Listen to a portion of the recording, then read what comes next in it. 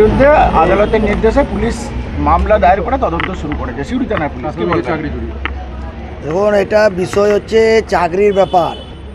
আর এরা তো চাকরিটাকে বাজারে আলু পটলের মতো বিক্রি করেছিল। আর তার সাথে এক সাহা আছে, জীবনকৃষ্ণ সাহা। তো জীবনকৃষ্ণ সাহা বীরভূমের বুকে থাবা বসিয়েছিল। সাঁইথিয়া থেকে শুরু করে বোলপুর পর্যন্ত গেছে। তো বোলপুরের কেষ্টদা সহ আরও বাকি অনেকেই আছেন। তারা সেই সময় লোকের কাছে অনৈতিকভাবে চাকরি করে দেওয়ার নাম করে পয়সাপাতি নিয়েছিল। তৎকালীন যারা ছিলেন আইসিওসি,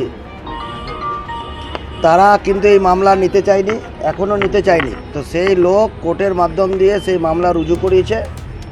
আইনের পথে চলবে এবং আমরা এই ধরনের লোকদের, কেষ্টমণ্ডল সহ রাজা ঘোষ ভাগ্নে, প্রত্যেক জনার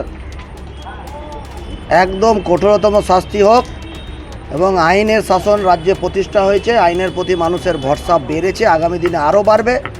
এবং পুলিশের প্রতিও মানুষের ভরসা আগে ছিল না, এখন বেড়েছে, আগামী দিনে আরও বাড়বে।